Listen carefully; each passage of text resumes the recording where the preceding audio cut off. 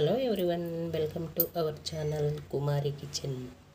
ఈరోజు పచ్చి చేపల పులుసు ఎలా తయారు చేసుకోవాలో తెలుసుకుందామండి. మాకు ఈ చేపల గుంటల వాళ్ళు శుభ్రం చేసి తీసుకొచ్చి ఇచ్చారండి. ఇవి 3 కేజీలు చేపల దాకా ఉన్నాయండి. మేము కావాల్సిన వరకు కొంచెం తీసుకొని కొన్ని ఫ్రిడ్జ్లో పెట్టుకుంటామండి. వీటిని శుభ్రంగా చేసి కొంచెం పసుపు, ఉప్పు, నిమ్మకాయ పిండి శుభ్రంగా కడిగి పక్కన పెట్టుకుందాము. ఇవి కిలో చేపలు తీసుకున్నాను నేను. కిలో చేపల్లోకి ఒక 5 టమోటాలు తీసుకోండి, 4 ఆనియన్స్ తీసుకోండి, ఒక మామిడికాయ తీసుకోండి, ఒక 50 గ్రాములు చింతపండు తీసుకోండి. ఒక 50 గ్రాములు అంటే ఒక 60 గ్రాములు ఉంటుందండి ఈ చింతపండు.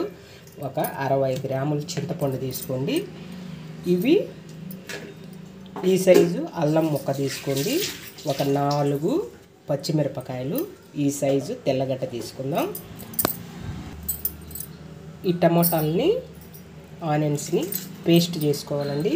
వీటిని కూడా కచ్చాపచ్చాగా పేస్ట్ చేసుకోవాలి. పచ్చిమిర్చి, అల్లం, తెల్లగడ్డ, ఇలా ఆనియన్ పేస్టు, ఇలా టమోటా పేస్టు, పచ్చిమిరపకాయ, అల్లం, తెల్లపాయను కూడా పేస్ట్ చేసుకోండి. ఇప్పుడు ప్రాసెస్లోకి వెళ్ళిపోతామండి. గ్యాస్ ఆన్ చేసుకొని ఒక చేపల పాత్ర పెట్టుకుందాము.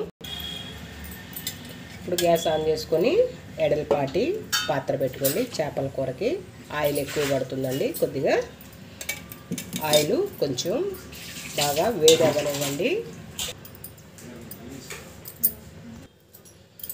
ఇప్పుడు ఆయిల్ బాగా హీట్ అయిందండి. ఇప్పుడు ఇందులోకి చేపల కర్రీలోకి చూడండి, ఆవాలు, జీలకర్ర, మెంతులు ఇవి బాగా చిటపటలాడినవ్వండి.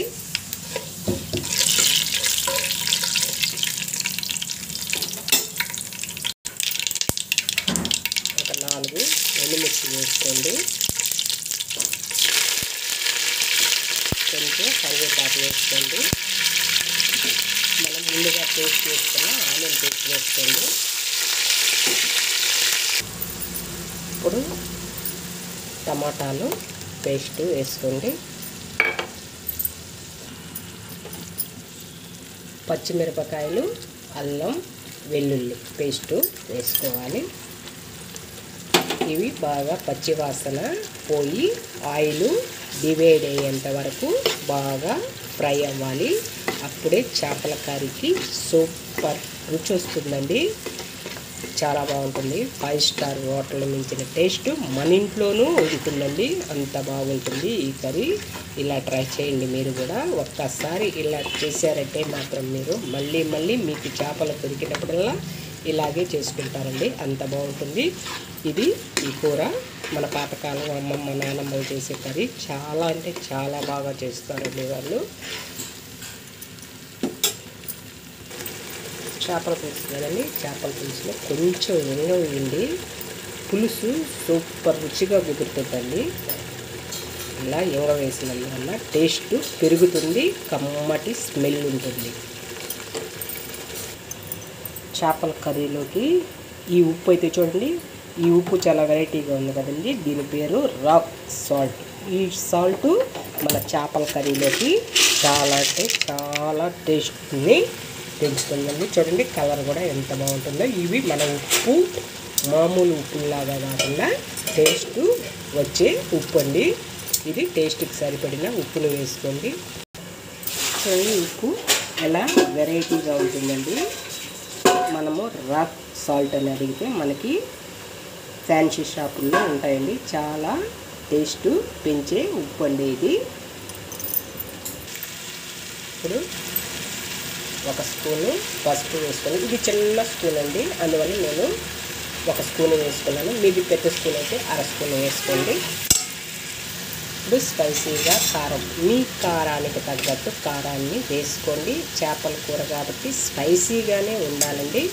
నేనైతే 6 స్పూన్లు కారాన్ని వేసుకుంటున్నాను. మీరు మీ కారానికి తగ్గట్టు కారాన్ని వేసుకోండి. చేపల కూర అంటే కొంచెం స్పైసీగానే ఘాటుగానే ఉండాలండి.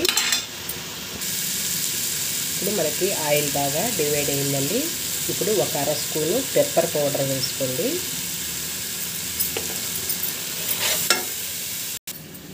చింతపండు పులుసుని బాగా కలుపుకొని చింతపండు పులుసు చేపలు కర్రీలో వేసుకున్నాము.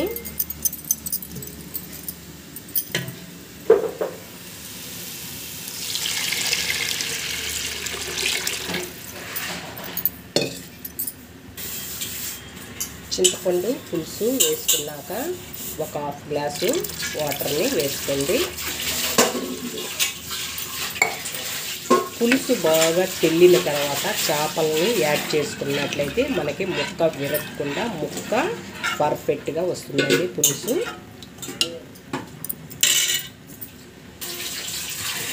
ఒక మూత పెట్టి బాగా పులుసు తెల్లినాక చేప ముక్కల్ని యాడ్ చేసుకున్నాము.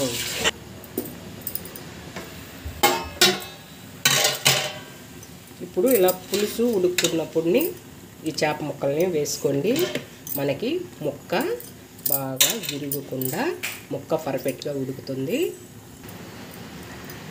ఇలా ముక్కలు వేసేసుకోండి. వేసుకున్న తర్వాత మూతని పెట్టకూడదండి. చేపల కర్రీ మీద మనకి నీసు వాసన ఆవిరి బయటికి వెళ్ళకుండా ఆవిరి నీళ్ళన్నీ ఈ చేపల కర్రీలో పడి చేపల కూర నీసు వాసన వస్తుంది. కూర మొత్తం ఉడికిపోయేంత వరకు ప్లేటుని పెట్టకూడదు. ఇప్పుడు కూర గుత్తగా అయిన తర్వాత కర్రీ ఎలా వస్తుందో మీకు చూపెడతానండి.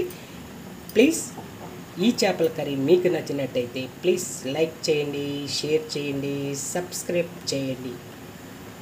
వీలైతే మీ ఫ్రెండ్స్కి షేర్ చేయండి, సపోర్ట్ చేయండి, బెల్ ఐకాన్ని టచ్ చేయండి.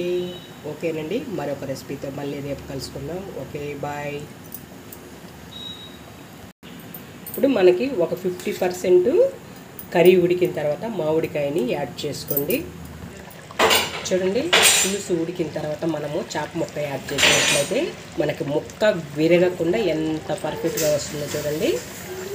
ఓకేనండి, ఫైనల్గా కొంచెం కొత్తిమీర వేసుకోండి.